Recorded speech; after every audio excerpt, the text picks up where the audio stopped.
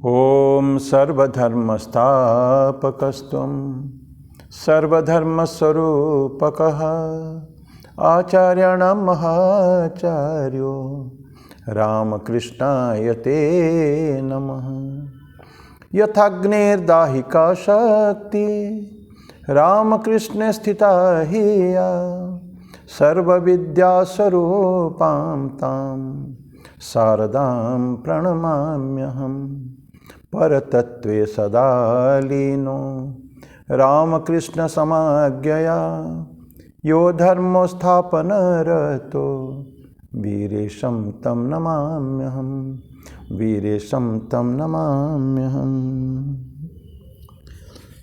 भगवान श्री राम कृष्ण देव, जगत जननी माँ शारदा जी और स्वामी जी को प्रणाम अर्पित करता हूँ। मेरे पूज्य गुरुदेव पूज्यपाद स्वामी भूतेशानंद जी महाराज को हमारा प्रणाम और आप सभी को मेरा प्रणाम।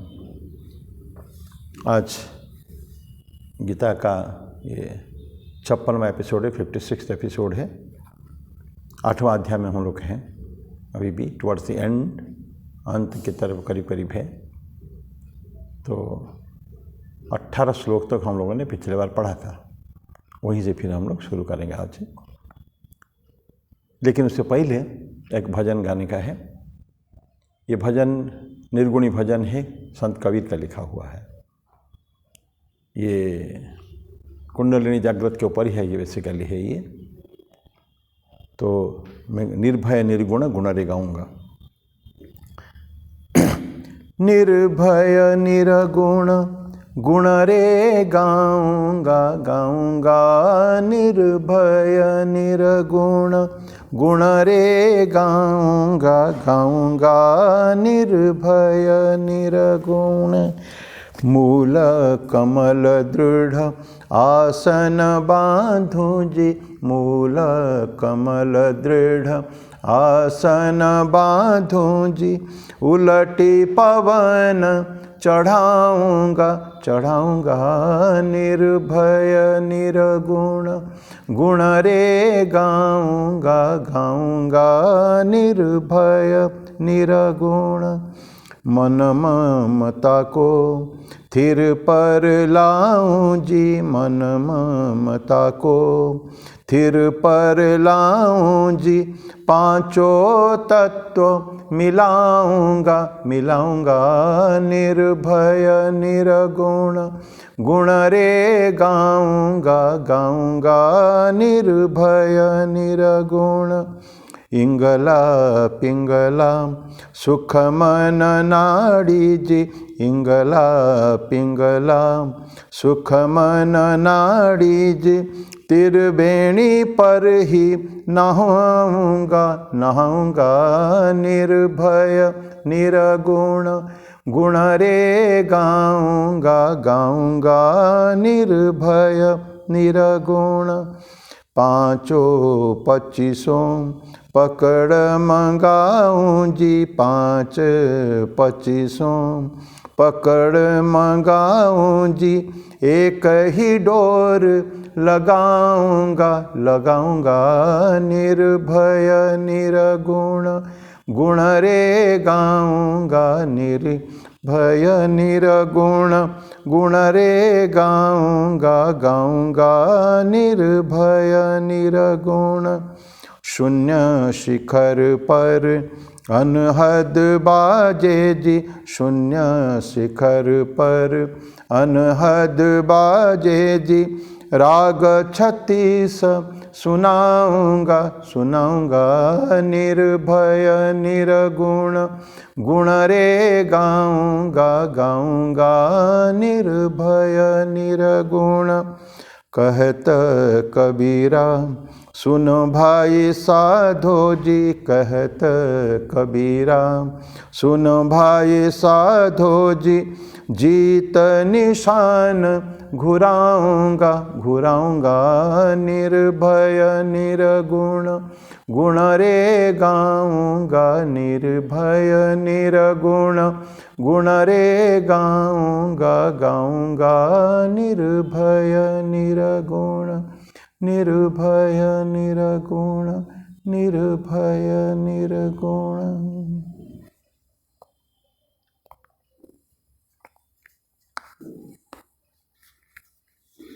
ये संत कबीर जी का भजन था। अब हम आते हैं भगवद गीता में पुनः। 18वां श्लोक पढ़ा था तो उसको टच करूं थोड़ा सा, उसको 18 श्लोक को उसको लेकर चलेंगे। अव्यक्ताद् व्यक्तयः सर्वाः प्रभवन्त्यहरागमे रात्र्यागमे प्रलीयन्ते तत्रैवाप्यक्त संज्ञके। बोलते अव्यक्त से व्यक्त से आते हैं सारे, डिस्कस हुआ है, चर्चा हुई उसकी। कब? प्रभवंती, ये जन्म लेते हैं अहरागमे, दिन की शुरुआत होने पर, और रात्र्यागमे प्रलीयन्ते, रात्रि के आगमन जब हो जाता है, दिन ढल जाता है, रात आ जाती है, उसके बाद रात्र्यागमे प्रलीयन्ते, फिर उनका प्रलय हो जाता है, फिर अव्यक्त में चले जाते हैं। अव्यक्त से व्यक्त में आए थे, व्यक्त में फिर अव्यक्त में चले जाते हैं। कब होता है ये? ब्रह्मा जी के दिन और रात, पहले बार पढ़े हम लोग। ब्रह्मा जी का दिन कितना बड़ा है और ब्रह्मा जी की रात कितनी बड़ी है, ये हम लोग पढ़े हैं। पिछले बार मैंने एक एस्टिमेट, एक छोटा सा फिगर दिया था ब्रह्मा जी के दिन और रात के बारे में। तो एक बहन का मैसेज बहुत सुंदर आया, कोलकाता की बहन है हमारी, तो लिखा कि it's mind boggling, Brahma ji का जो दिन और रात और उनका जो 100 साल उनका जीवन, ये इतना ज़्यादा दिमाग को चकरा देने वाला है। Yes, it is so. हम लोग तो एक छोटा सा स्पेक ऑफ डस्ट नहीं उनके सामने ना, उनके दिन के सामने। कहाँ बाप रे, चतुर्युगी 43 लाख 20,000 साल, इस तरह के 71 चतुर्युगी हैं, वो एक, फिर उसके बाद उससे 14 गुणों, इतना सारे करने के बाद ब्रह्मा के एक दिन होता है। ये करोड़ों अरब अरब अरब खरब नल नील न जाने कितना है उसका वो है। तो दिस इज़ आवर पोजीशन, हमारा एग्जिस्टेंस उसमें कहाँ है। लेकिन फिर भी ये पढ़ा है माइक्रोकॉस्म और मैक्रोकॉस्म इसमें ही है कि जैसे कहते हैं ना, जैसे पिंड में है वो ब्रह्मांड में वही है। तो हमारे अंदर भी वही प्रोसेस चालू है जो प्रोसेस ब्रह्मा जी के अंदर चालू है। सेम ब्रह्मा जी जो सोते हैं तो सारी सृष्टि पूरी उनके अंदर चला जाता है। सृष्टि कहाँ से आई थी? उन्हीं का दिमाग से। तो जैसे क्रिएशन ऑफ हिज माइंड, उनका मन का ही सारे खेल है। और सुबह होते ही फिर वही अव्यक्त से व्यक्त में आ जाते हैं। जो दिन में दिखते थे सारे, और रात होने पर सब उसके अंदर चले जाते हैं। किसमें? अनमैनिफेस्ट में, जो हमको दिख नहीं रहा है, कभी कुछ है ही नहीं, ऐसे एग्जिस्टेंस जैसे नहीं है, अव्यक्त में चले जाते हैं। और फिर बोलते हैं कि जब सुबह होता है, रात्र्यागमे प्रलीयन्ते और प्रभवन्ति अहरागमे, दिन के आने पर वो सब अव्यक्त से व्यक्त में सब आ जाते हैं। ये हम लोगों ने, अब इंसान का मन में ठीक है, सही है। तो ये इस जस्ट टचिंग। एक चीज़ बताऊं, इससे थोड़ा सा मिले जुले जो कंसेप्ट है, स्पेस का कंसेप्ट, ये तो टाइम का कंसेप्ट पढ़ा। ब्रह्मा और ये सब beyond time space and causation, जो स्थान काल पात्र, इसके दौर में, इसके अंदर ब्रह्म नहीं आता है। ब्रह्मा आ जाते हैं, ब्रह्म नहीं आता है। ईश्वर जो है, ईश्वर इनके बस में नहीं है, स्थान काल पात्र से ऊर्ध्व में है वो। ये काल की एक गणना मैंने आपको छोटा सा बताया था, इसके मतलब बहुत है, मैं एक छोटा सा केवल पोर्शन आपको बताया था। उसी तरह का ये बहुत बड़े साइंटिस्ट हो चुके हैं, उन्होंने लिख रहे हैं कि we live in a very small planet. हम एक बहुत छोटी सी क्या रहते हैं, सो हमारे जो पृथ्वी जो है, पृथ्वी तो, और अर्थ जो है, इट्स ए प्लैनेट, उपग्रह, एक ग्रह है, उपग्रह है ये। तो और नहीं, ये हम प्लैनेट तो उपग्रह है। तो ये प्लैनेट किसके अंश से है? सौर मंडल का अंश है, जैसे part of the solar system. और सोलर सिस्टम जो है, इट्स ए वेरी स्मॉल, बोलते हैं कि ये छोटा सा एक बहुत बड़ा गैलेक्सी का एक पेरिफेरी में ये सोलर सिस्टम है। It's very small system. जिस सिस्टम में इतने सारे हैं, ग्रह है, बहुत सारे ग्रह है, ग्रह उपग्रह है, सौर सूर्य के चारों तरफ चक्कर काटने वाले, वो सौर मंडल जो है, तो वो लेकिन उस गैलेक्सी जो है, मिल्की वे गैलेक्सी, उसका एक पेरीफेरी में एक छोटा सा कोने में ही है। और वो गैलेक्सी जो है इस तरह का, इससे one among the millions and billions of galaxies, और इससे बड़े बड़े कई बड़े बड़े गैलेक्सीज हैं। यहाँ से लाखों करोड़ों वो लाइट ईयर्स दूर में है। तो इस पृथ्वी में रह के भी अहंकार है हम लोग को कि मैं बहुत बड़ा हूँ, ये सो है। Where we are.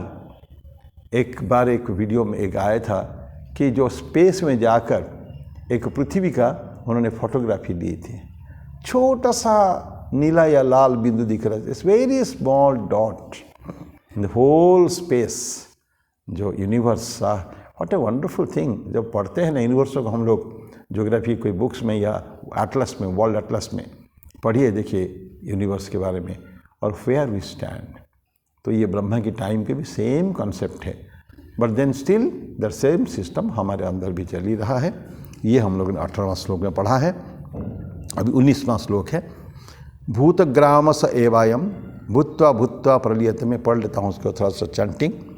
भूतग्रामस एवायम भूत्वा भूत्वा प्रलीयते रात्र्यागमे वशः पार्थ प्रभवत्यहरागमे परस्तस्मात् भावन्यः व्यक्त व्यक्तात् सनातनः यह स सर्वेषु भूतेषु नश्यत्सु न विनश्यति अव्यक्तक्षरयुक्ततः तमाहु परमां गतिं यं प्राप्य न निवर्तन्ते तद्धाम परमं मम पुरुषस्य परपार्थ भक्त्या लभ्यस्त्वनन्यया यस्यान्तस्थानि भूतानि येन सर्वमिदं ततं यत्र काले तनावृत्तिम् आवृत्तिं चैव योगिनः प्रयाता यान्ति तं कालं वक्ष्यामि भरतर्षभ अग्निज्योतिरः शुक्लः षण्मास उत्तरायणं तत्र प्रयाता गच्छन्ति ब्रह्म ब्रह्मवितो जनाः धूमरात्रिस्तथा कृष्णः षण्मास दक्षिणायनं तत्र चांद्रमसं ज्योतिः योगी प्राप्य निवर्तते। अब इतना ही पढ़ा, इसी को कंप्लीट करें। 19वां श्लोक। भूतग्रामस एवायम भूत्वा भूत्वा प्रलीयते रात्र्यागमे अवशः पार्थ प्रभवति अहरागमे। अवशः, हमारा कोई कंट्रोल नहीं है, फ्री विल नहीं है, हम अपने मन से कुछ कर ही नहीं सकते हैं। Everything is controlled by the super power. तो ऐसे जो मनुष्य का जो फ्री विल वाला कंसेप्ट है, ये इस मिसनॉमर है, ये एक भूल है। ये इस तरह का कुछ है ही नहीं उसमें। तो कुछ लिमिट तक मनुष्य अपनी डिसीजन ले सकता है, क्या करना है क्या नहीं करना है, लेकिन बियॉन्ड दैट इवन कितना बजे सोना है, कितना उठना है, वो सब भी इस विल ऑफ द गॉड, उसके द्वारा होता है। तो हमारा इतना फ्रीडम नहीं है, तो क्योंकि हेल्पलेस, और कहते हैं कि man is a helpless creature of his mind. मन का ही दास है, मन ही हमको उठा देता है, मन ही सुला देता है हमको। तो एक क्रीचर है, जैसे ब्रह्मा जी के मन से निकलता है और सारे ब्रह्मा जी के फिर मन में ही फिर अंदर चले जाते हैं, विड्रॉ हो जाते हैं। उसी तरह का मन के अंदर मनुष्य भी जो सोता है, पहले हम चर्चा की थी, ये मनुष्य जब सोने जाता है, सारे उनका जो माइंड का क्रिएशन, मन से जो निकलने वाला सारी चीज़ है, सब उसके अंदर चले जाते हैं। सपने में कुछ रहते हैं, सम प्रोजेक्शंस अब जो डे टू डे एक्टिविटीज़ का कुछ बातें सपने में ज़रूर आते हैं, लेकिन वो जो सारे याददाश्त, हम इतने सारे काम करते हैं दिन भर पागल जैसा, लेकिन रात में कुछ नहीं रह जाता और फिर सुबह आने पर फिर आ जाता है। ये हेल्पलेसली हमको करना ही पड़ेगा। इसके ऊपर हमारा फ्री विल नहीं चलती है कि रात में हम ये सोचेंगे वो सोचेंगे। पहले भी हम लोगों ने बात किया था, मृत्यु समय में हम ये सोच नहीं सकते कि हमको क्या बातें करना है, क्या बोलना है, किस तरह बिहेव करना है, क्योंकि that is purely under the control of the God. और गॉड क्या, हमारे ही मन, हमारे ही जो सारा आध्यात्मिक जीवन में, या जो जीवन भर आध्यात्मिक जीवन तो ना कहें, जीवन भर में जो हमारे कृतियाँ जो किए हैं, क्रियाकलाप किए हैं, उसी का एक केवल छोटा सा जिस्ट आके हमको अंत समय में, मृत्यु समय में उपस्थित होता है। तो हम अन्यथा नहीं कर सकते हैं। जैसे जैसे हम लोगों ने व्यवहार किया है, जैसे जैसे कर्म किए हैं, उसी का एक रिफ्लेक्शन, प्रतिफलन केवल हमको सोते समय मृत्यु के समय हमको मिलता है। तो इसलिए हम कभी भी हम हेल्पलेसली हमको ये करना पड़ता है। और बाद में देखते हैं कि मिलियंस ऑफ मल्टीट्यूड्स ऑफ जो क्रिएशन है, सृष्टि, जब ब्रह्मा जी की सृष्टि चारों तरफ फैला हुआ है, वो जब उनके मन में जा सकता है, उनके मन में चले जाता है, सब कुछ चले जाता है। क्या प्रलयंते, रात्र्यागमे प्रलयंते, प्रलय हो जाता है उसका। जो कभी उद्भव हुआ है, प्रभव हुआ है, जन्म हुआ है, वो तब उसका फिर अंदर चला जाता है। हम उसको मृत्यु और जीवन नहीं कहेंगे, अव्यक्त और व्यक्त ये बात कहेंगे। जो अव्यक्त अवस्था में ब्रह्मा जी के मन में है सॉरी, तो वो व्यक्त हो जाता है सुबह आने पर। ठीक हमारा इस तरह का ही है। तो ये ब्रह्मा के वजह से ब्रह्मा का होता है, हमारे मन में भी ठीक होता है।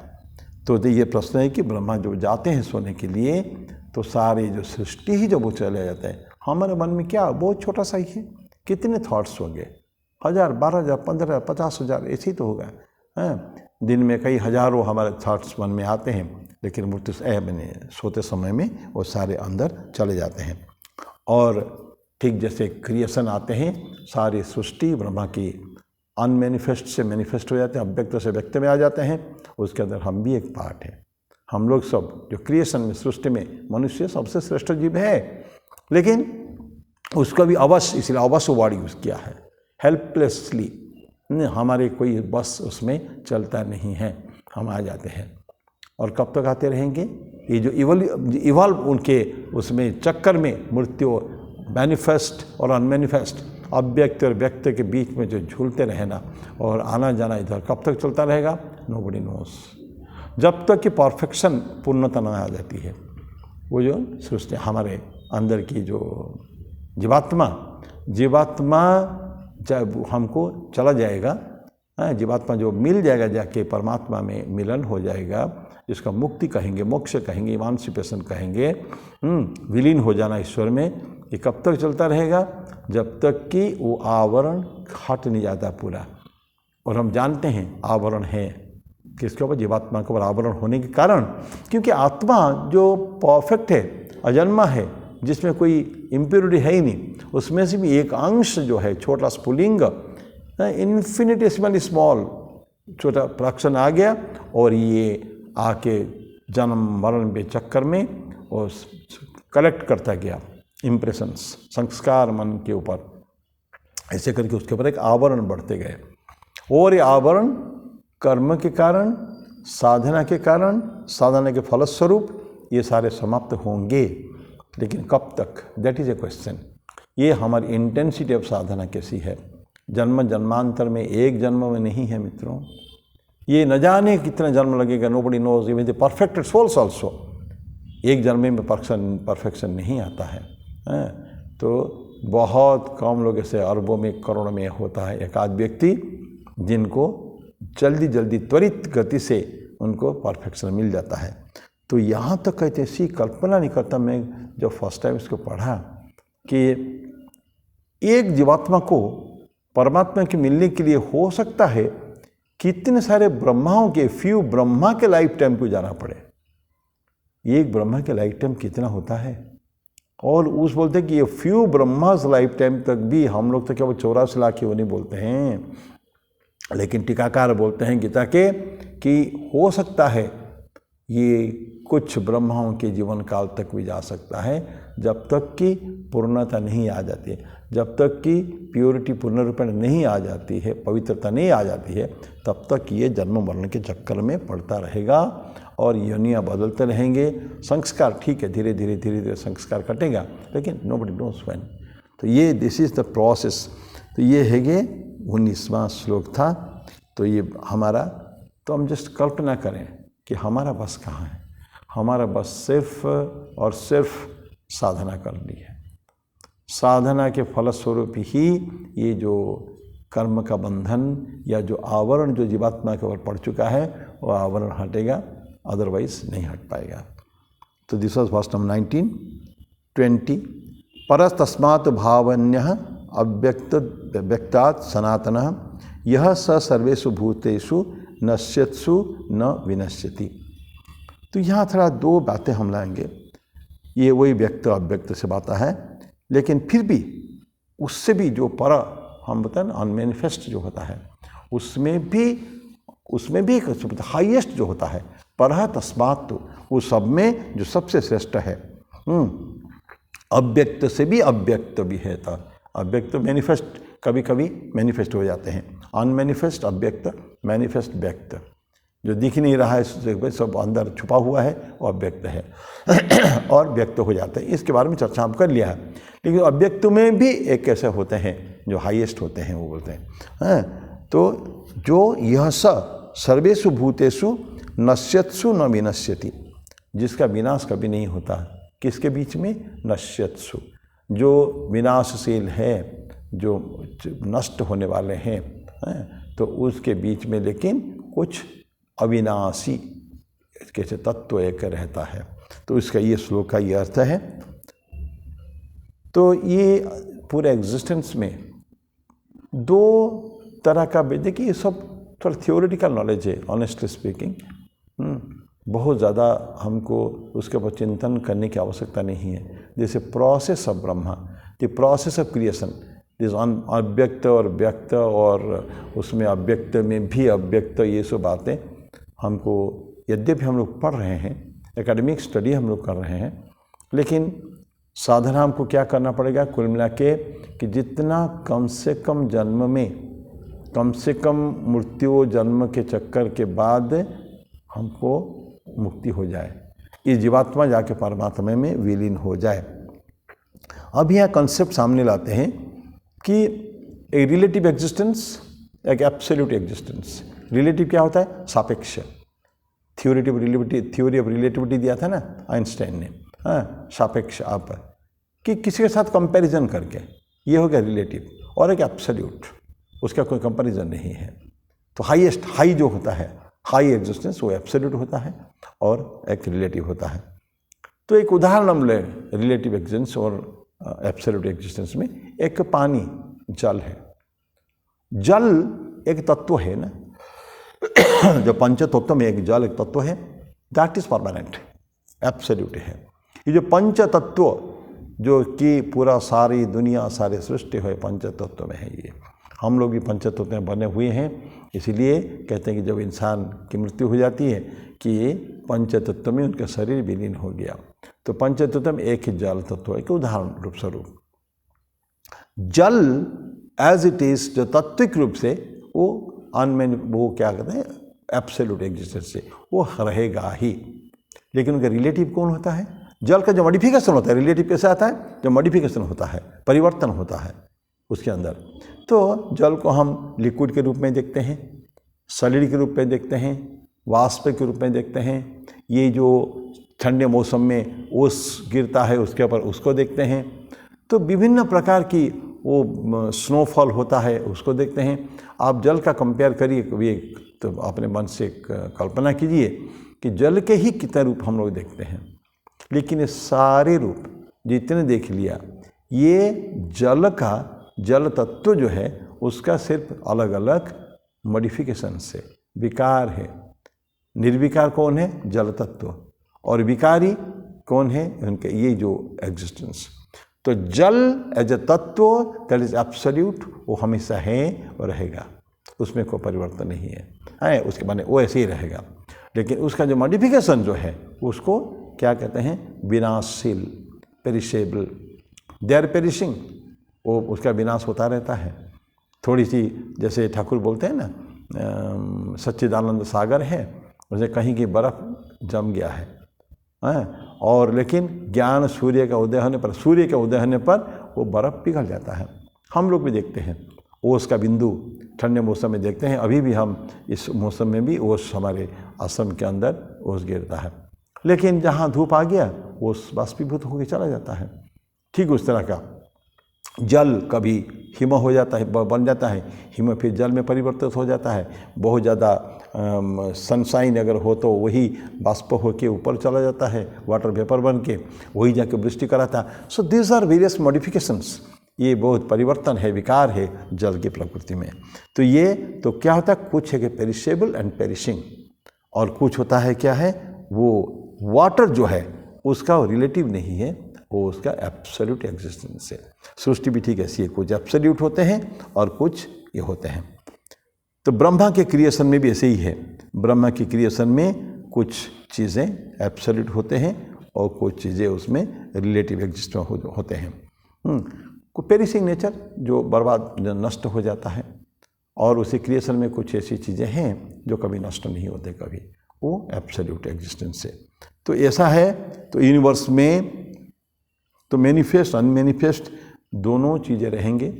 और मैनिफेस्ट वही है जो हमारा सेंसेस, माइंड और इंद्रियों द्वारा फेल्ट है, जिसको हम मन से देख पाते, मन से चिंतन कर पाते हैं, जिसको हम इंद्रियों के द्वारा टच कर सकते हैं।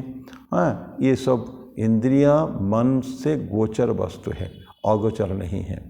लेकिन जो अनमैनिफेस्ट है, ये अव्यक्त जो है, ये मन बुद्धि के चक्कर में नहीं है। अवांग मनस गोचरम उसको बोलते हैं। ईश्वर को जो बोलते हैं क्या, अवांग मनस गोचर। वांग मनसा के बाहर है, वाणी उसको बोल नहीं सकती है, वाणी उसको कल्पना नहीं कर सकती है, और मन उसका चिंतन भी नहीं कर सकता है। ऐसे चीज़ का हम अव्यक्त करते हैं। वो उपनिषद में श्लोक आता है ना, यत्र वाचो निवर्तन्ते अप्राप्य मनसा सह। जहाँ वाणी जाके वापिस आ जाती है, वो तत्व के पास वाणी जाती है, लेकिन उसको बोल न पाके मन वहाँ जाने का प्रयास करता है, लेकिन मन उसको समझ नहीं पाके अप्राप्य मनसा सह, मन के साथ वाणी उसको न समझकर वापिस आ जाती है। इस तरह की भावनाएं उसमें हैं। तो ये हो गया एब्सोल्यूट, और जो एब्सोल्यूट जो है लेकिन हमेशा इटर्नल है। तो ये अनमैनिफेस्ट में से भी कुछ चीज़ें हम परमानेंटली मैनिफेस्ट है, उसको हम कभी भी उसका परिवर्तन नहीं होता। क्योंकि देखिए, ब्रह्मा के मन में जो अनमैनिफेस्ट में चले जाते हैं, वो तब तक के लिए अनमैनिफेस्ट है जब तक रात्रि है, लेकिन दिन हो जाने पर वो मन फिर वो जो है अव्यक्त थे व्यक्त हो जाते हैं। That means that the cycle is going on, अभी व्यक्त अभी अव्यक्त, अभी व्यक्त अभी अव्यक्त। लेकिन जो ब्रह्म वस्तु जो है, ईश्वर है, वो तो कभी परिवर्तन नहीं होते। जल तत्व का परिवर्तन नहीं होता। जल, वायु और अग्नि, ये सो पृथ्वी, ये सो जो तत्व है, हाँ, ये आकाश, ये जो पंच तत्व, ये इसमें कोई परिवर्तन नहीं होते हैं, होते ऐसे रहते हैं। तो ये ऐसे ही रहेंगे। तो ये क्रिएशन के सृष्टि के एक कल्पना है केवल ये। तो ये था 20वां श्लोक। 21वां अव्यक्तोक्षर इत्युक्तः तमाहु परमां गतिम यम प्राप्य न निवर्तन्ते तद्धाम परमं मम। तद्धाम परमं मम ये भगवान कृष्ण कई बार बोल चुके हैं। तो इसको बोलते हैं कि ब्रह्मन जो है ये अनमैनिफेस्टेड रियलिटी है। ठीक है, ये इसी क्यों बोलते हैं कि इनकम्प्रेहेंसिबल, इंग्लिश में वर्ड इनकम्प्रेहेंसिबल, और बोलते इनएक्सेसिबल। उसको हम पहुंच भी नहीं पाते हैं और उसको समझ नहीं पाते। कम्प्रीहेंशन मतलब कुछ चिंतन भावना है उसके बारे में, उसके बारे में नहीं कर सकते हैं। और इनएक्सेसिबल, वहाँ तक पहुँच भी नहीं पाते हैं। एक्सेसिबल वो होते हैं जहाँ तक वो पहुँच पाते हैं, इनएक्सेसिबल होते हैं जहाँ तक हम पहुँच नहीं पाते हैं। अभी मैं आपको जैसे बताया कि वाणी और मन वहाँ तक नहीं पहुँच पाते हैं। तो ये दोनों जो इनएक्सेसिबल और इनकम्प्रेहेंसिबल, ये अव्यक्त का डेफिनेशन है ये। हाँ, तो उसमें फिर इम्पेरिसेबल और पेरिसेबल इस तरह की बातें हम पहले कर चुके हैं। तो ये इस तरह के मॉडिफिकेशंस ये हमेशा प्रकृति में चलता रहता है। अब प्रकृति भी है, प्रकृति एक्चुअली अनमैनिफेस्ट है। ईश्वर के जो पुरुष और प्रकृति दो कॉन्सेप्ट है ना, तो पुरुष तो अनमैनिफेस्ट है ही है। वो तो जो उसका अव्यक्त में भी जो अव्यक्त है फाइनल, वो पुरुष है। लेकिन प्रकृति जो दिख रहा है हमको चारों तरफ, नेचर को देख पा रहे हैं हम लोग, तो हमारे लिए प्रकृति मैनिफेस्ट है। लेकिन वो प्रकृति भी जो मैनिफेस्ट है, जो व्यक्त है, वो भी कभी कभी अव्यक्त हो जाता है। कब अव्यक्त होता है प्रकृति, कब होती है अव्यक्त? जब प्रलय हो जाता है। क्योंकि प्रलय हो जाता है तो जो प्रलय में कुछ नथिंग इज देयर, सब कुछ अंदर ही है। तो कोई उसके कोई व्यक्ति नहीं, देखने वाला नहीं और दिखने वाला चीज़ भी नहीं है। तो इसलिए बोलते हैं कि प्रकृति जो है कभी मैनिफेस्ट है, कभी अनमैनिफेस्ट है। तो दो इसमें बदलता रहता है। दिन हो जाता है ब्रह्मा के, वही प्रकृति मैनिफेस्ट हो जाती है, और जो रात हो जाती है तो ब्रह्मा के वही चीज़ प्रकृति अनमैनिफेस्ट हो जाता है। तो ये प्रलय के समय में ही ये सो होता है। बाकी अदरवाइज प्रकृति को हम देख सकते हैं, सुन सकते हैं, उनको फील कर सकते हैं। नेचर का जो बातें हैं प्रकृति में, हम प्रकृति जानते हैं क्या है। तो वो प्रकृति क्षरम भी है। क्षर, अक्षर, अक्षर जो बातें आती है बारंबार, कई बार आ चुका है। अक्षर मतलब जिसका कोई विनाश, जिसका विनाश है ही नहीं। अक्षर, अक्षर मतलब क्षरण है, उसका घर्षण कहते हैं, उसका नाश, मॉडिफिकेशन कहें, कुछ भी कहें। तो ये नेचर, ईश्वर जो है अक्षर है। 15वां अध्याय में भरदग्ध है कि बाकी सब क्षर है, तो कुटस्थो अक्षरम उच्यते, मैं अक्षर हूँ। ईश्वर भगवान कृष्ण बोलते हैं कि मैं अक्षर हूँ। तो इम्पेरिसेबल, मेरा नष्ट नहीं होता, विनाश कभी नहीं होता है। तो ये चलता रहता है, ये कंटिन्यूएशन ये प्रकृति में वो चलता है, लगातार अनंत बार इसको होते रहते हैं। और ब्रह्मन जो है ये हाईएस्ट है, तो कांस्टेंट है ये, तो उसमें कोई परिवर्तन नहीं है। तो ब्रह्मा में भी परिवर्तन है, पहले पढ़ चुके हैं ना, ब्रह्मा में भी परिवर्तन है कि ब्रह्मा भी एक जीवात्मा है। लास्ट टाइम शायद पढ़ा था हम लोगों ने, ब्रह्मा भी जीवात्मा है और उसकी भी अंत हो जाता है। जो 100 साल जीवन उनका मानते हैं ना, तो ब्रह्मा का भी अंत हो जाता है। क्रम मुक्ति होती है, लास्ट टाइम मैंने बोला था क्रम मुक्ति होती है।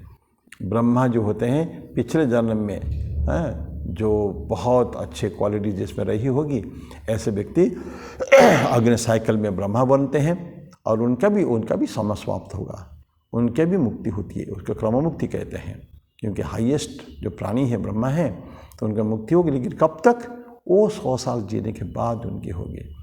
तो नेचुरली जो ब्रह्मा की मुक्ति 100 साल के बाद होगी, क्रम मुक्ति होगी।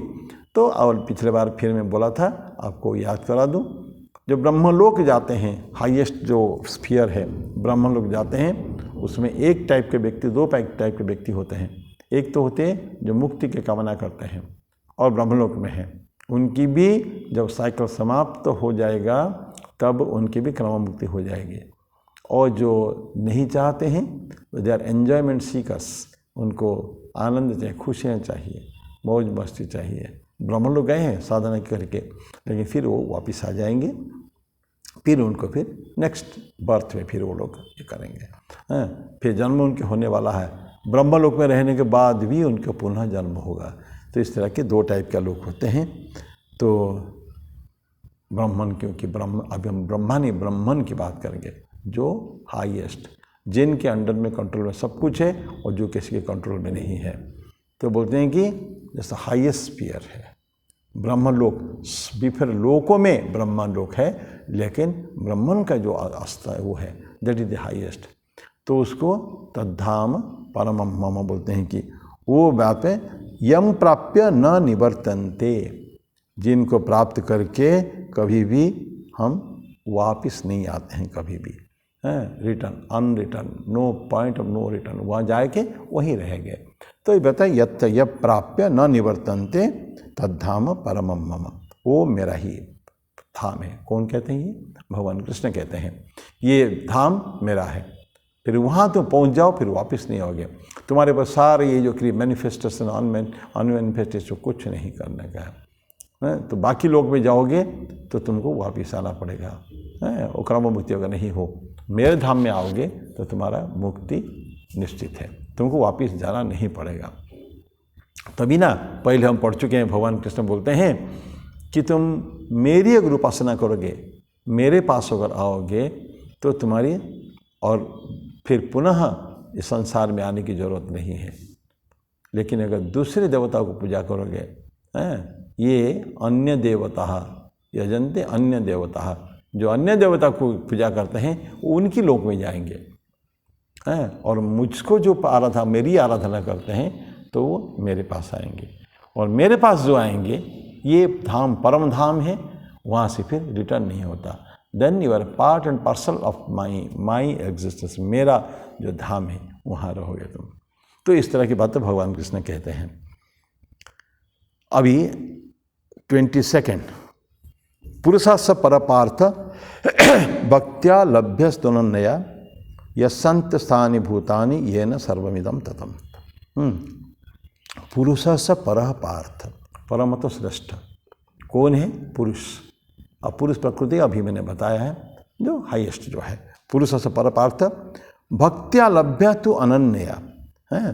तो कैसे उनको बोलते हैं कि प्राप्त होंगे? वो अनन्य भक्ति के द्वारा, न अन्य भक्ति, अनन्य भक्ति। तो न अन्य भक्ति क्या होता है? अनन्य भक्ति के बारे में, अनन्य चित्त से मेरे की उपासना करने के संबंध में अनेक बार हम गीता में चर्चा किए हैं, अन्यत्र भी है। वो 9वां अध्याय में हम लोग पढ़ेंगे। अनन्याश्चिन्तयन्तो माम ये जना पर्युपासते तेषाम नित्याभियुक्तानाम योगक्षेमं वहाम्यहम्। और कई बार भगवान कृष्ण बोले हैं अनन्य शब्द न अन्य, दूसरे किसी को तुम और आराधना नहीं करोगे, सिर्फ मेरी आराधना करोगे तो तुम जो चाहोगे वो भी दे दूंगा, जो तुम्हारे पास है उसका रक्षा भी करूंगा, और जो तुम्हारे पास नहीं है वो तुमको मैं सप्लाई भी कर दूंगा, प्रोवाइड कर दूंगा मैं। ये भगवान कृष्ण की यो है। तो अनन्य भक्ति जो है कहते हैं कि इससे नॉन सेपरेशन, मन ईश्वर से कभी अलग नहीं होने का कभी है। तो ये कब ईश्वर के साथ हमेशा a constant and permanent relation with the God, ये है, उनके साथ रहने का है उसका अनन्य, न अन्य कि और कहीं जाने ही नहीं है। एक्सक्लूसिवली उन्हीं की आराधना करेंगे, उन्हीं के पास रहेंगे, उन्हीं की चिंतन करेंगे, उन्हीं के भजन करेंगे, उन्हीं की सेवा करेंगे, सब उन्हीं के लिए है।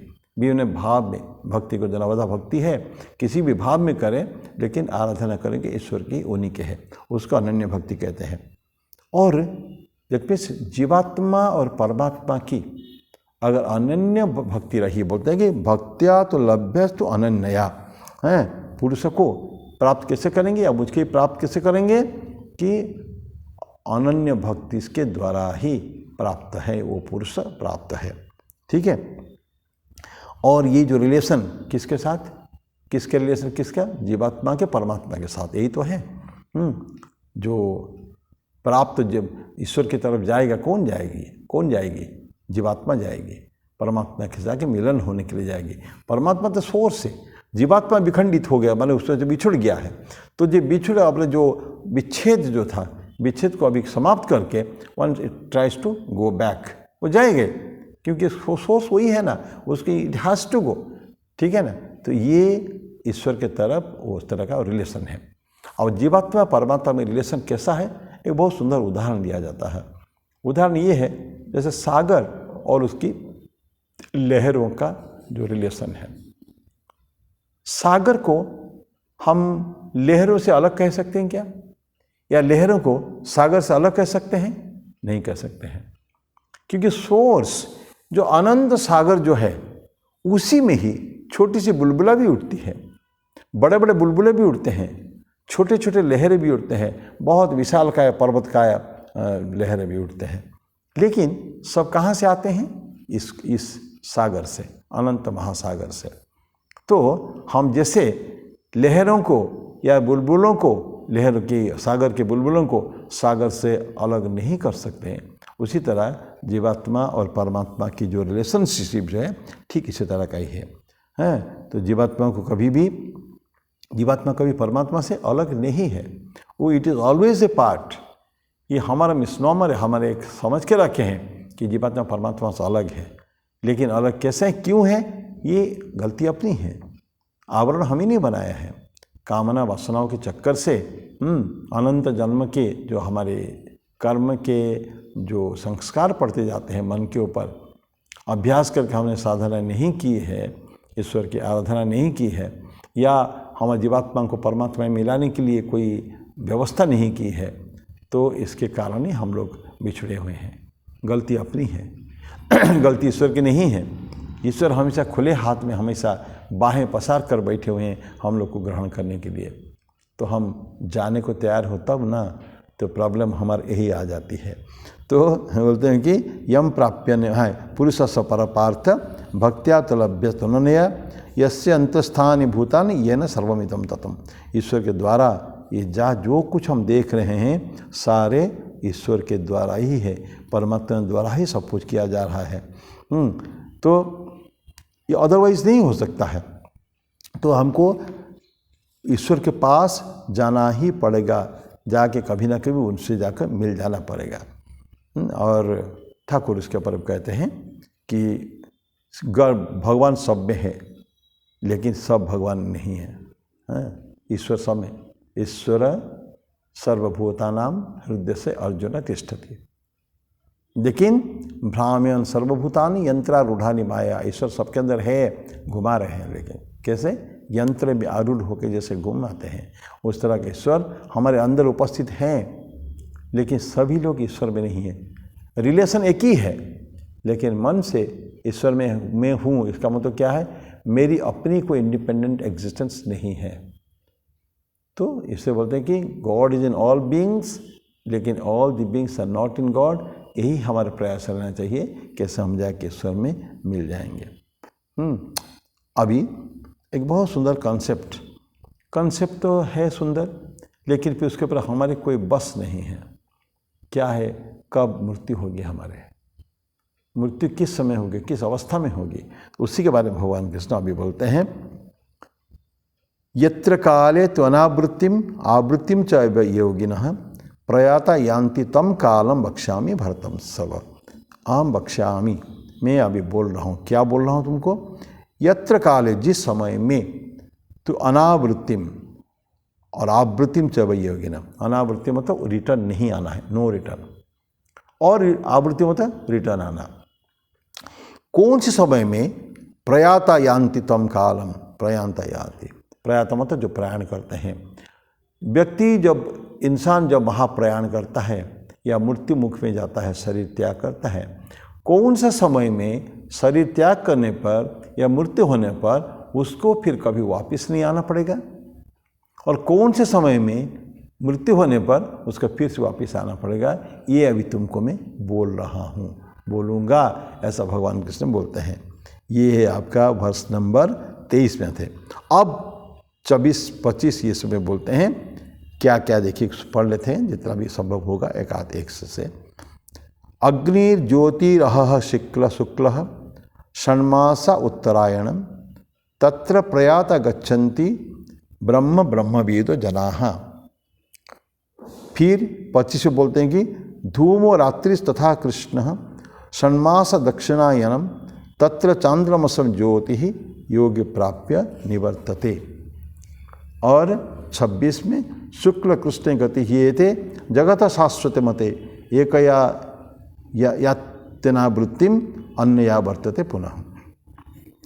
तो क्या बोलते हैं कि किस किस समय में? अग्नि ज्योति अहह शुक्ल षण्मास उत्तरायणम।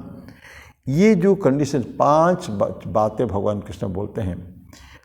तत्र प्रयाता गच्छन्ति ब्रह्म ब्रह्मविदो जनाः। उस समय में, जब उस समय में, ये जो समय बताया है, काल बताया है, भगवान कृष्ण पहले बोल दिया है, जिस काल में मृत्यु होने पर तुम परमानेंटली चले जाओगे, वापिस आने की जरूरत नहीं है। तत्र प्रयाता गच्छन्ति ब्रह्म ब्रह्मविदो जनाः। ब्रह्मविद जो व्यक्ति है वो ब्रह्म में मिल जाता है। और कौन कौन सा है? अग्नि, जहाँ अग्नि होगी आलोक होगा। ज्योति भी, अग्नि और ज्योति दोनों आलोक की बात करते हैं। अग्नि होगी फायर, ज्योति अहह दिन में, देन शुक्ल पक्ष में और उत्तरायण में। ये 5 बातों में, अगर 5 अवस्था में, 5 समय में अगर मृत्यु होगी तो इंसान फिर वापस नहीं आएगा। तो दैट मीन्स क्या है? आलोक होना चाहिए उस समय में, लाइट, फुल ऑफ लाइट, अंधकार नहीं। तो आलोक, फायर भी हो सकता है, अग्नि भी हो सकती है, और उज्ज्वल आलोक भी हो सकता है। तो ये कंडीशन दोनों हैं। देन बोलते हैं कि दिन में अगर मृत्यु हो तो इंसान वापस नहीं आता।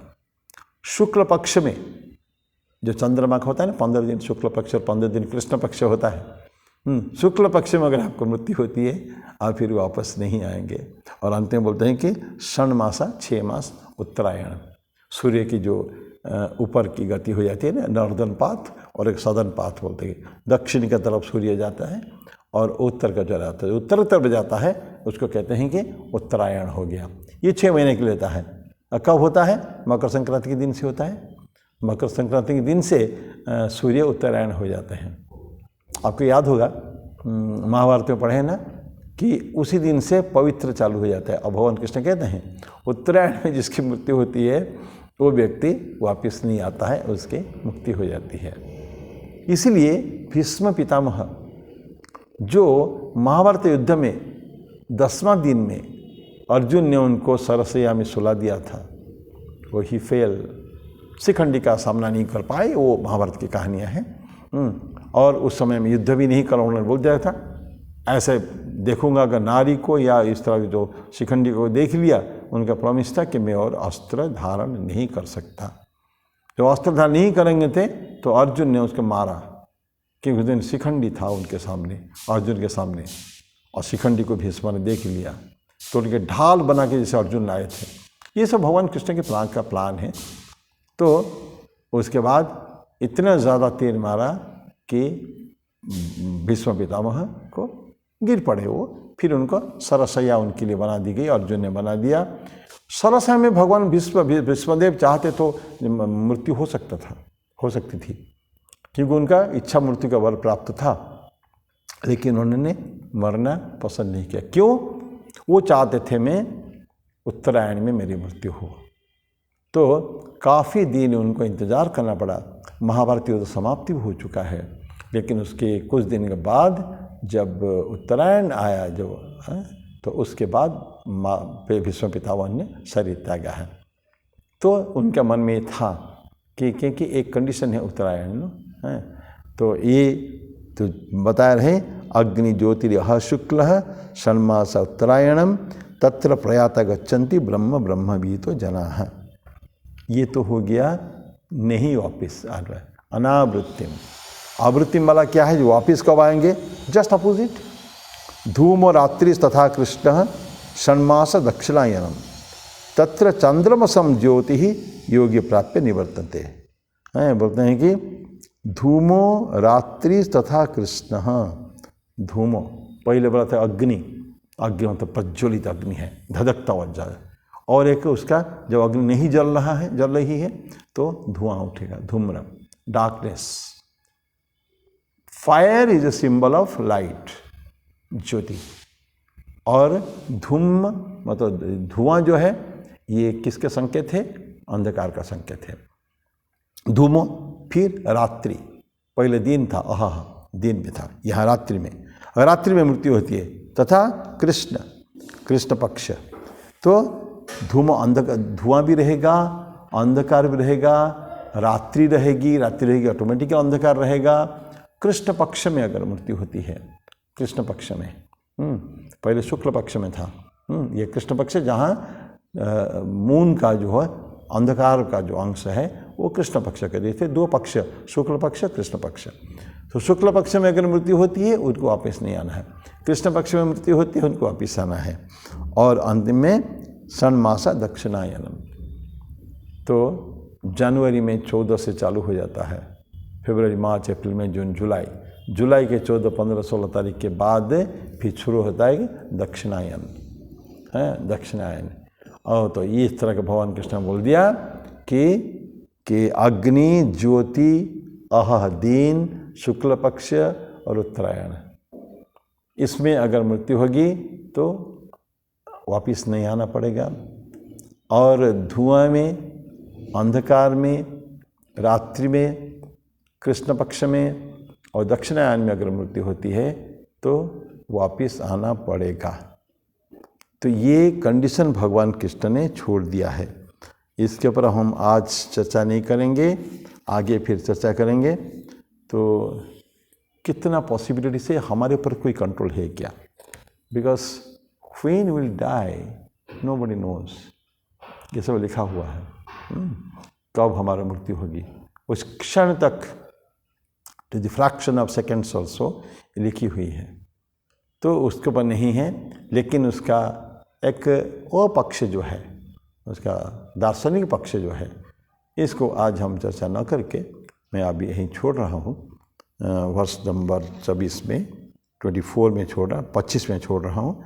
3 श्लोक और रह जाएगा, 26, 27, 28। उसको अगले बार हम लोग चर्चा करेंगे। तब तक के लिए मैं ही विदा लेता हूँ। तो हमने क्या चर्चा किया, अंतिम कहाँ किया? भगवान कृष्ण बोल दिए हैं, जिस समय में मृत्यु होने पर तुमको वापस नहीं आना पड़ेगा, और जिस समय में मृत्यु होने पर या परिवेश में मृत्यु होने पर वापस आना पड़ेगा, ये समय मैं तुमको भी बता रहा हूँ। करके उन्होंने बोल दिया कि ये समय में अगर करोगे, अग्नि भी लाइट रहेगा, दिन होगा, सन मास उत्तरायण में होगा और शुक्ल पक्ष में होगा तो वापस नहीं आना पड़ेगा। और कृष्ण पक्ष में रहेगा, रात में रहेगा, धुआं रहेगी, अंधकार रहेगी, और दक्षिणायन में होगा तो उसमें वापस आना पड़ेगा। तो उसका जो ये पक्ष जो है दार्शनिक पक्ष को हम तेरा अगले बार देखेंगे। तब तक के लिए ओम शांति शांति शांति। हरि ओम तत्सत। श्री राम कृष्णार्पणमस्तु।